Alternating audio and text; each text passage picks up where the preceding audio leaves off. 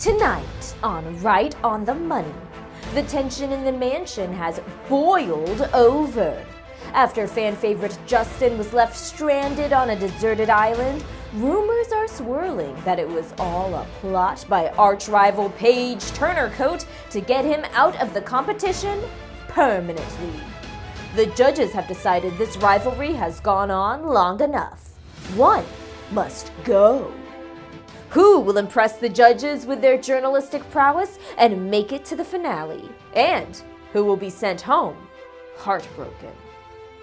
Tune in to this episode of Right on the Money to find out.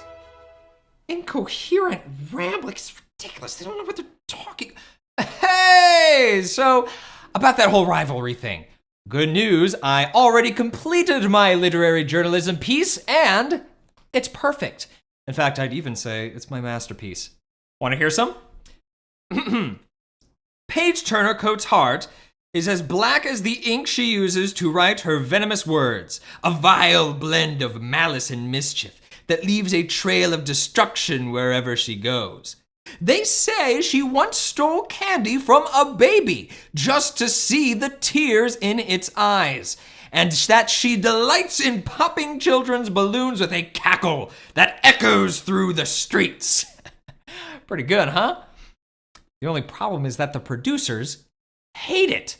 Something about it not being literary journalism, just an angry, incoherent rant not at all based on facts, whatever that means. So it's back to the drawing board.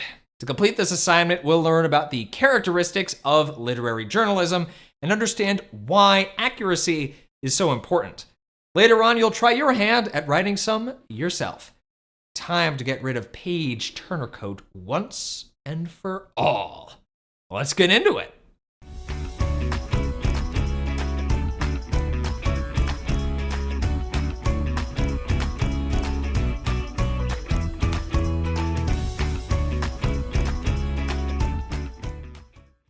You're probably familiar with the term journalism, which is the reporting and presenting of news and information to the public.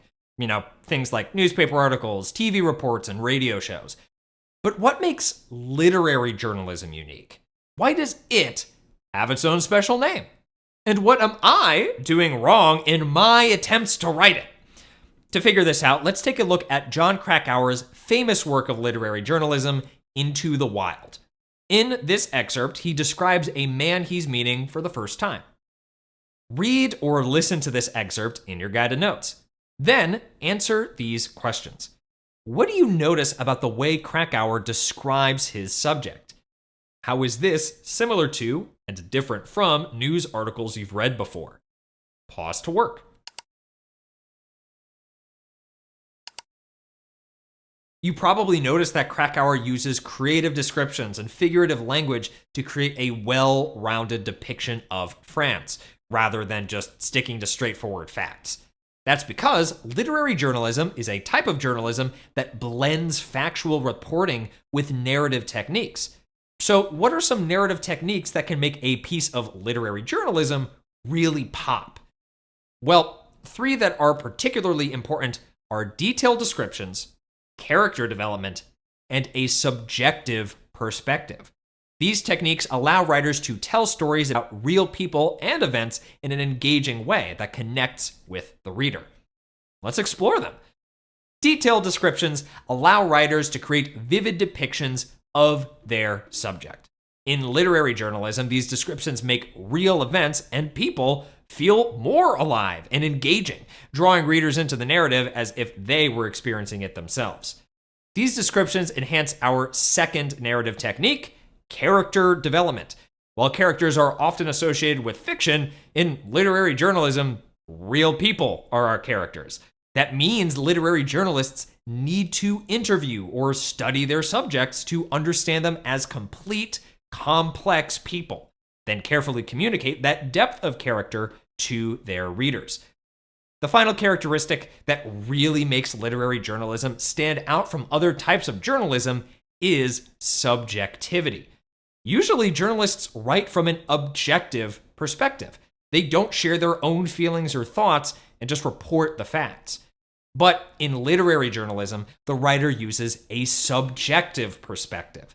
This means that they share their personal interpretation of people and events. Krakauer uses all of these techniques. We see detailed descriptions especially strongly in these lines. We see character development here, and his subjective perspective here.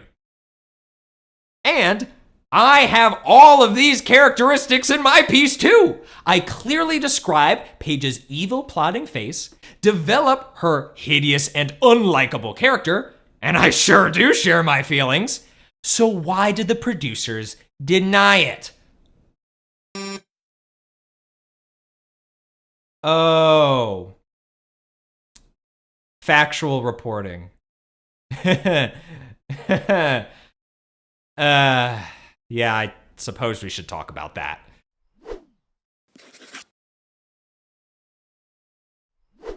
Even though literary journalism is written in a narrative style, it's still journalism, which means readers should be able to trust what the writer says. So, what might be the consequences if a literary journalist is inaccurate in their reporting? Let's look at a couple of scenarios. Read the 2 example scenarios in your guided notes. Then answer the questions that follow.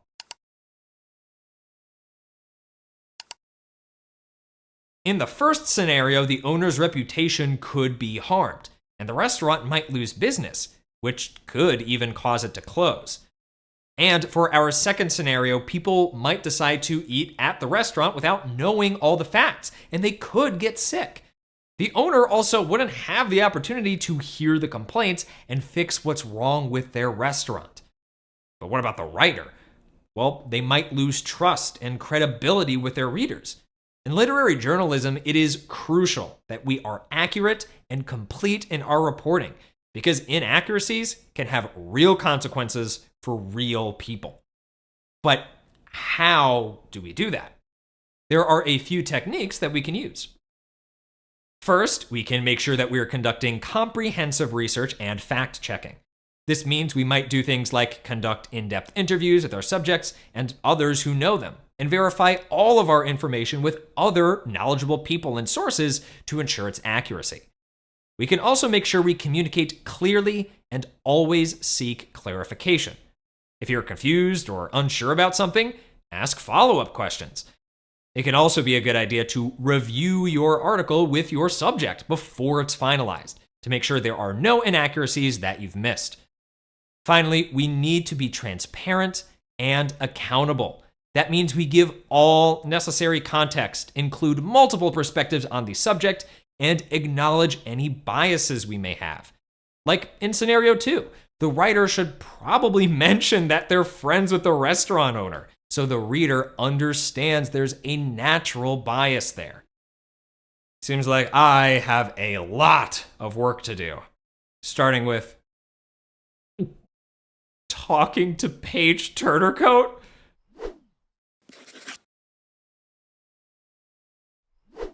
So, turns out I may have been a bit inaccurate in my original article. I talked to Paige and the producers and learned a lot more about her. Want to hear a snippet from my new article? While Paige Turnercoat is a fierce competitor who sometimes resorts to unsavory means to beat the competition, she also has pure motivations. At home, she serves as the president of an important charity. If she wins this competition, she plans to use the prize money to support this charity. So, is scheming to leave her competitors on a deserted island fair play? Probably not, but at least it's for a good cause. If that wasn't enough for you, there's an even bigger plot twist. Both Paige and I are advancing to the finale. Something to do with the other remaining contestant actually being forgotten on a deserted island. Don't worry, they're looking for him. Anyway, that means just one more step, and that cash prize will be all mine.